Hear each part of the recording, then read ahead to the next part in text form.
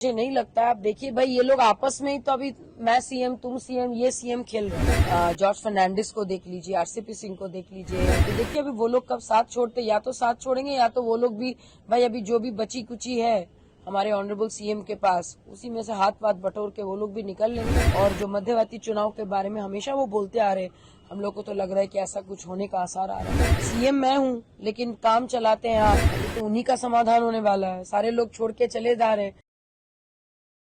नमस्कार, मैं Prince Kushwaha, Bharat live देख रहे हैं। देखिए, लोजपा रामविलास पासवान के प्रवक्ता है, प्रदेश प्रवक्ता देवजानी मित्रा है हमसे बात करने के लिए, और उनसे हम बात करेंगे कि मैम उपेंद्र कुशवाहा पार्टी छोड़कर अपना अलग पार्टी बना लिए हैं, क्योंकि चिराग पासवान भी अलग हुए थे महागठबंधन से, तो लोग बोल रहे थे कि कोई इससे फर्क नहीं पड़ने वाला। क्या लगता है आपको, फर्क नहीं पड़ेगा? हम लोग को तो ऐसा कोई फर्क नहीं पड़ेगा। फर्क तो डेफिनेटली हमारे ऑनरेबल सीएम को पड़ना चाहिए, क्योंकि उनके जितने भी पुराने साथी है एक के बाद एक उनका साथ छोड़ दे रहे हैं। चाहे आप पुराने समय से अब शरद यादव जी को देख लीजिए, या जॉर्ज फर्नांडिस को देख लीजिए, आरसीपी सिंह को देख लीजिए, प्रशांत किशोर जी को देख लीजिए, और अभी बचे कुछ और भी 3-4 नेता है, जिनमें से ललन सिंह जी, विजय चौधरी, जो हमेशा आजकल कैमरा में देखे जाते हैं, पाए जाते हैं हमारे ऑनरेबल सीएम के साथ, वो भी मुस्कुराते हैं। तो स्पेशली विजय चौधरी जी भी मुस्कुराते ही रहते हैं। तो देखिए अभी वो लोग कब साथ छोड़ते, या तो साथ छोड़ेंगे या तो वो लोग भी भाई अभी जो भी बची कुची है हमारे ऑनरेबल सीएम के पास, उसी में से हाथ वाथ बटोर के वो लोग भी निकल लेंगे। लेकिन ये बहुत ही बुरी स्थिति है जेडीयू की, जो ऑलरेडी हमारे राष्ट्रीय अध्यक्ष जी ने पहले ही कहा था कि जेडीयू का नामो निशान मिट जाएगा। और जो मध्यवर्ती चुनाव के बारे में हमेशा वो बोलते आ रहे, हम लोग को तो लग रहा है कि ऐसा कुछ होने का आसार आ रहा है।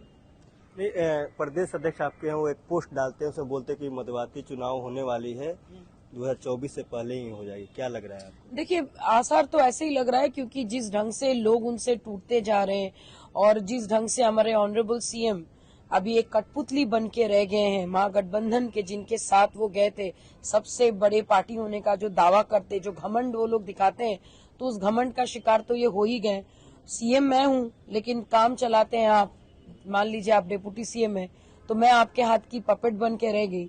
तो वही चीज हमारे ऑनरेबल सीएम के सामने एक एग्जांपल देकर आपको बताई कि कोई भी चीज की जब बात होती है, चाहे वो कैबिनेट विस्तार हुआ कुछ भी, वो हमेशा उंगली ऐसे करके दिखा देते कि भैया मुझे नहीं पता, इनसे पूछो, मुझे मालूम नहीं, इनको मालूम है, मुझे कुछ नहीं पता, इधर पूछो।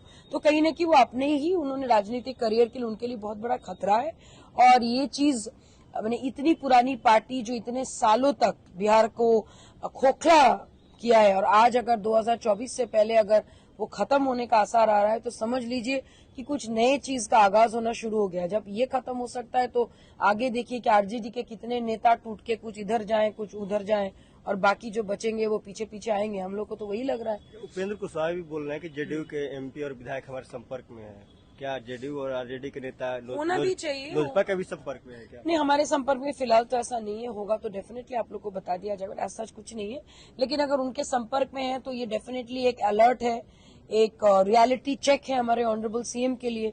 भाई आपकी क्रेडिबिलिटी इतनी खराब हो गई कि राज्य के लोग तो छोड़िए, आपके अपने पुराने नेता जिनके साथ आपने पार्टी का नींव रखा था, कितना कुछ सह के, दब के, फेस करके, बहुत कुछ यातना भी सह होंगे, ऐसा नहीं कि भाई हर चीज आपके लिए केक वॉक रहा होगा।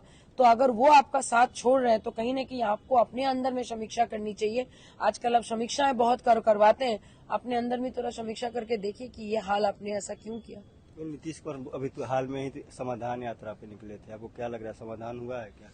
अभी तो उन्हीं का समाधान होने वाला है। सारे लोग छोड़ के चले जा रहे हैं, समाधान वो समस्याओं का क्या करेंगे, उनका तो खुद ही समाधान फुल स्टॉप अभी आने वाला है करियर का। और कहीं ना कहीं देखिए प्रिंस, क्या है ना, ये आज की बात नहीं है, 17 सालों से लोग देख रहे हैं।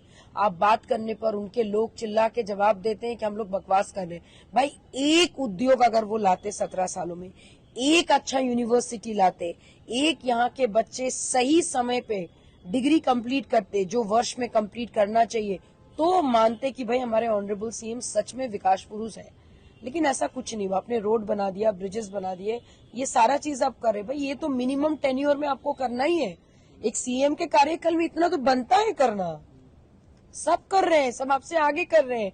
यूपी में जाके देखिए, डंका बज रहा है, लोग वहां पे जाके निवेश करे, लोग घूमने जा रहे, बनारस, लखनऊ, गोरखपुर जाके वहां पे देखिए, बक्सर से जो आपका जो हाईवे बना है कितना सुंदर बना है। यहाँ पे कहाँ है वो सब? यहाँ पे अभी रोड भी बनवा दिए हैं। भाई तो लड़कियों के लिए हम शिक्षा की व्यवस्था कर दी, कहाँ पे लड़कियां पढ़ किए? लिख रही है। लड़कियों के लिए शिक्षा का व्यवस्था आपने क्या किया? साइकिल पकड़ा दिया, जबकि हम लोग गाड़ी चलाना जानते हैं, जबकि हम लोग पायलट बनना जानते हैं, जबकि यहाँ के लड़कियां एक भी अंडर 19 जो टीम अभी वर्ल्ड कप जीत के आई है लड़कियां, कितनी यहाँ पे क्या कहते हैं गर्ल्स थे भी बिहार की, बताइए एक भी थी? क्यों नहीं थी?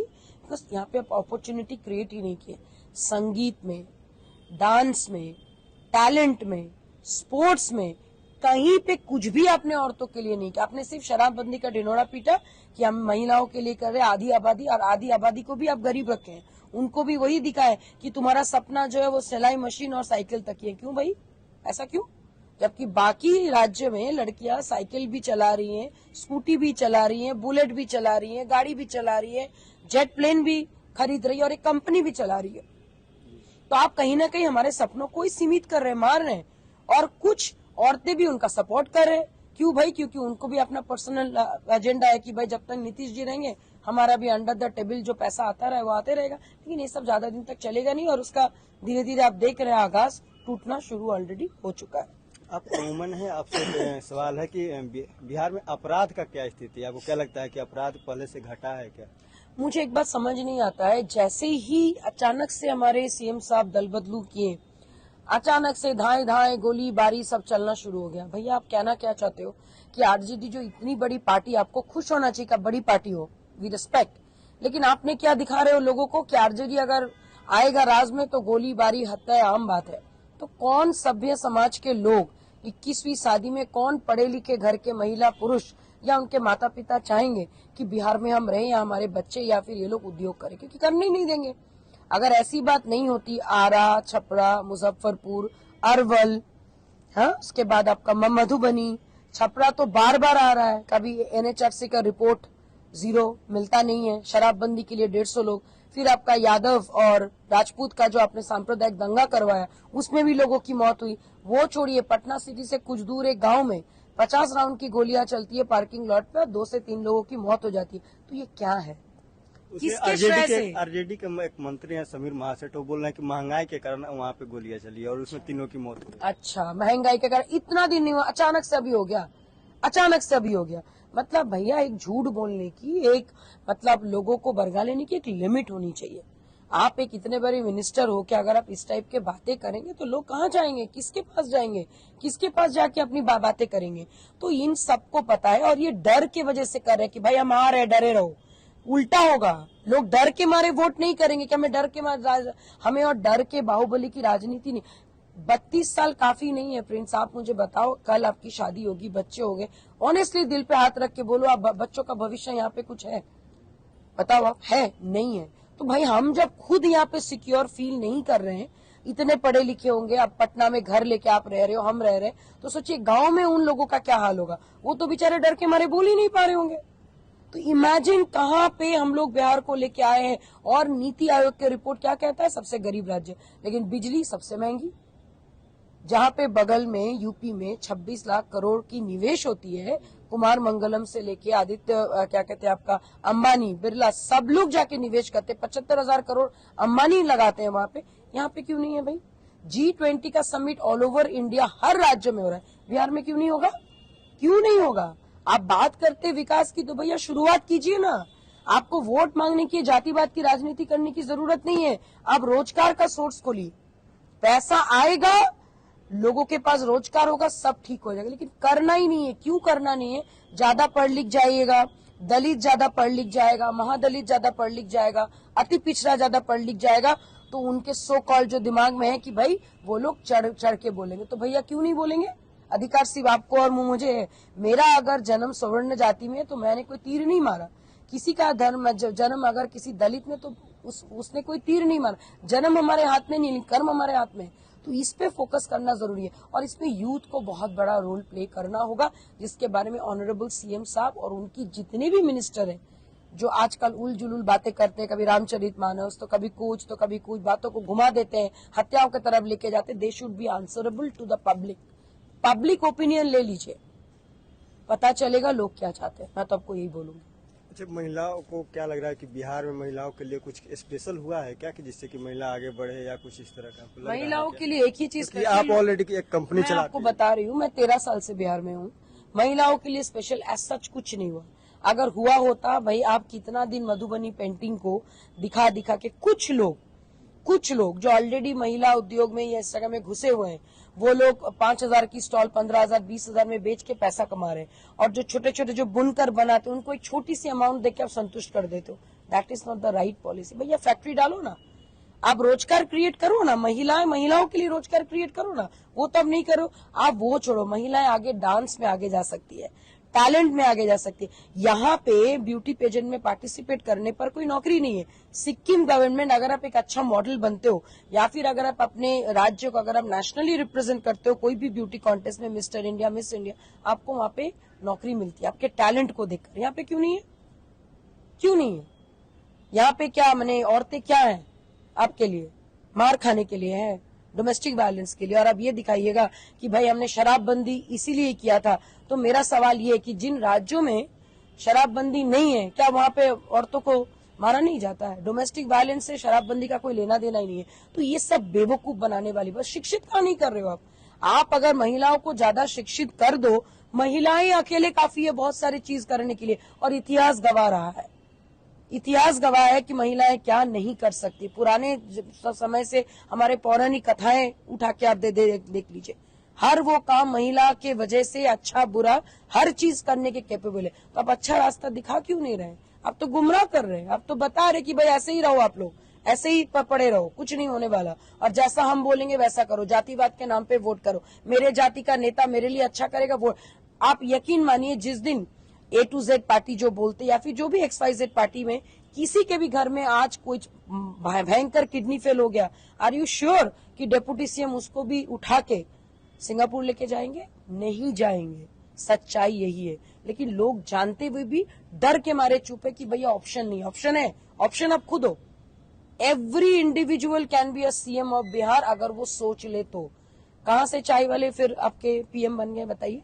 ये सब यहाँ पे है। और यहाँ पे हम लोग को सालों साल सिखाया गया है कि जातिवाद की राजनीति, जिसको तोड़ना बहुत जरूरी है और वो टूटेगा। और इसीलिए जेडीयू का तय है कि वो खत्म होने वाला है। आप देखिए 24-25 से पहले। 23 तारीख को चिराग पासवान धरना प्रदर्शन करने वाले हैं पूरे बिहार में, क्या कुछ रहेगा एजेंडा? मेन हमारा एजेंडा है बिजली।